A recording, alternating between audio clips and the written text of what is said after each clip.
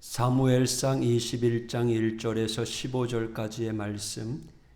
다윗이 노베에 가서 제사장 아히멜렉에게 이르니 아히멜렉이 떨며 다윗을 영접하여 그에게 이르되 어찌하여 네가 홀로 있고 함께하는 자가 아무도 없느냐 하니, 다윗이 제사장 아히멜렉에게 이르되 왕이 내게 이를 명령하고 이르시기를 내가 너를 보내는 것과 네게 명령한 일은 아무것도 사람에게 알리지 말라 하시기로 내가 나의 소년들을 이러이러한 곳으로 오라고 말하였나이다. 이제 당신의 수중에 무엇이 있나이까? 떡 5덩이나 무엇이나 있는 대로 내 손에 주소서 하니, 제사장이 다윗에게 대답하여 이르되 보통 떡은 내 수중에 없으나 거룩한 떡은 있나니 그 소년들이 여자를 가까이만 하지 아니하였으면 주리라 하는지라. 다윗이 제사장에게 대답하여 이르되 우리가 참으로 이 3일 동안이나 여자를 가까이 하지 아니하였나이다. 내가 떠난 길이 보통 여행이라도 소년들의 그릇이 성결하겠거든 하물며 오늘 그들의 그릇이 성결하지 아니하겠나이까 하매, 제사장이 그 거룩한 떡을 주었으니 거기는 진설병 곧 여호와 앞에서 물려낸 떡밖에 없었습니다. 이 떡은 더운 떡을 드리는 날에 물려낸 것이더라.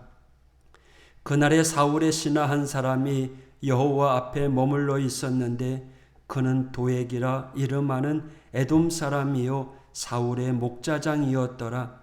다윗이 아히멜렉에게 이르되 여기 당신의 수중에 창이나 칼이 없나이까? 왕의 일이 급함으로 내가 내 칼과 무기를 가지지 못하였나이다 하니, 제사장이 이르되 네가 엘라 골짜기에서 죽인 블레셋 사람 골리앗의 칼이 보자기에 쌓여 에봇 뒤에 있으니 네가 그것을 가지려거든 가지라.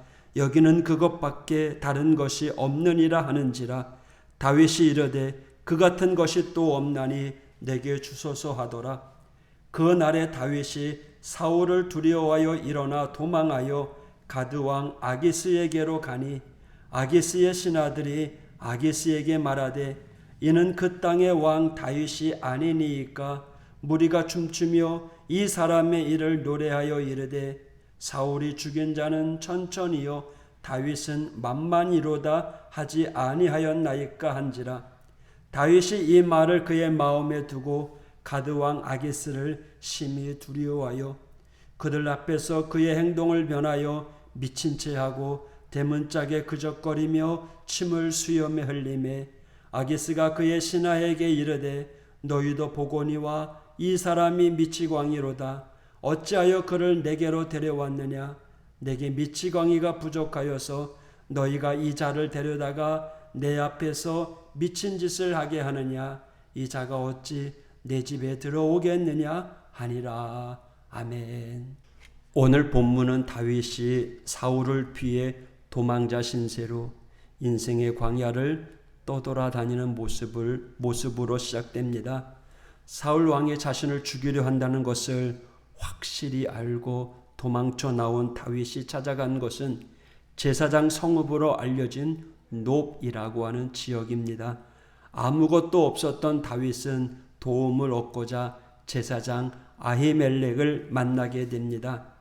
다윗은 급박한 상황이기에 제사장 아히멜렉의 질문에 거짓으로 대답하며 위기를 벗어나려고 합니다. 실수를 저지른 거죠. 생명의 위협 속에 도망치듯 떠내려온 상황이라 아무것도 준비하지 못했던 다윗은 작은 희망을 가지고 성막이 있는 놉으로 그 발걸음을 옮겼습니다. 오늘 본문에서 우리가 먼저 눈여겨봐야 할 것이 바로 이 놉으로 향한 다윗의 발걸음입니다. 다윗이 의도한 것인지 아니면 아무런 생각 없이 흘러가듯 도착한 곳은 하나님의 성막이 있는 놉 땅이었습니다. 성막이 있었던 놉으로 다윗이 그 발걸음을 옮김으로 위기의 순간에 도움을 받게 됩니다. 인생에 예상치 못한 위기가 닥쳐왔을 때 우리의 발걸음은 하나님 앞으로 가장 먼저 행해야 될 줄 믿습니다. 다윗이 제일 필요했던 게 무엇일까요? 먹을 것이었습니다. 또 자기를 보호할 무기를 그곳에서 얻게 됩니다. 제사장이 먹을 수 있었던 진설병을 얻게 됩니다. 하나님께 올려 지내는 성물이죠. 그러나 목숨의 위협을 받을 때 하나님의 것을 선물 받게 된 것입니다. 또한 하나님의 이름으로 승리하였던 골리앗의 전투에서 얻게 되었던 골리앗 장군의 칼을 얻게 됩니다.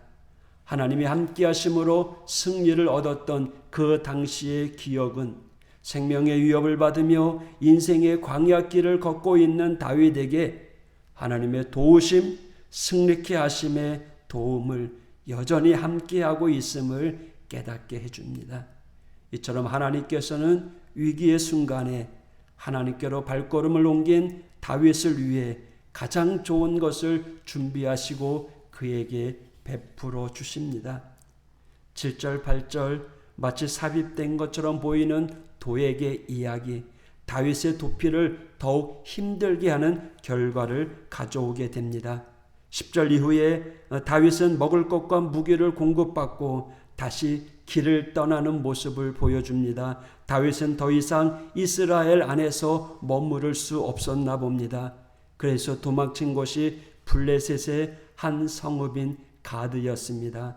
그곳에서 다윗은 두 번째 실수를 저지릅니다. 그곳에 도착했을 때 가드왕 아기스의 신하가 다윗을 알아봅니다. 당시 사람들이 다윗과 사울을 비교하여 부른 노래가 있었습니다. 자신을 알아본 가드 사람들의 행동에 다윗은 놀랍니다. 그 지역을 떠나기 위한 방법을 생각하다가 미친 척하는 거죠.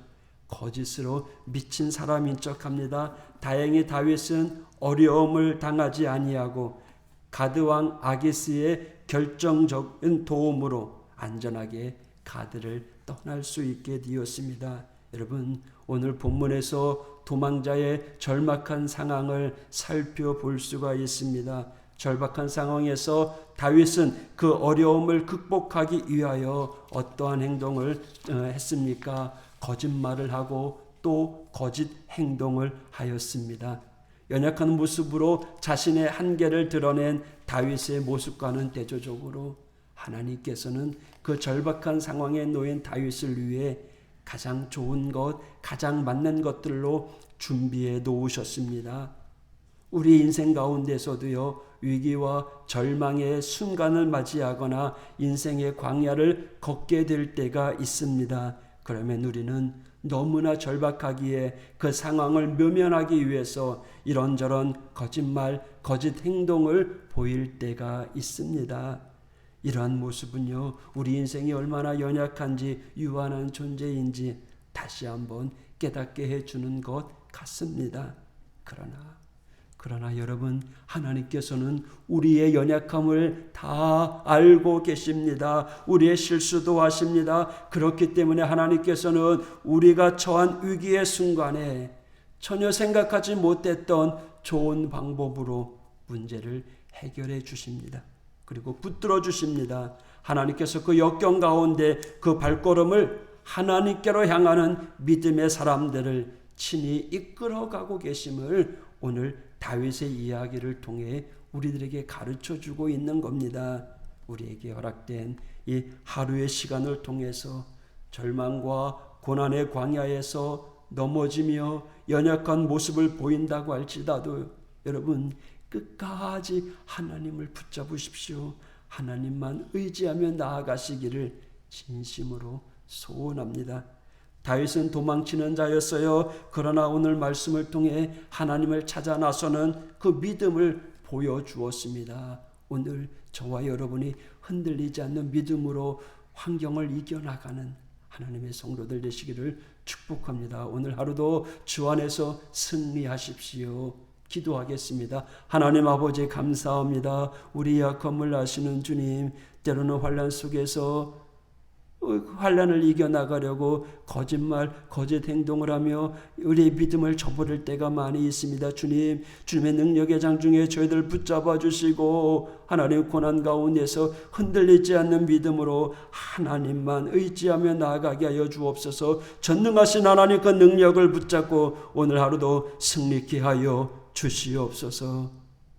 감사하며 예수님 이름으로 간구하며 기도하였습니다.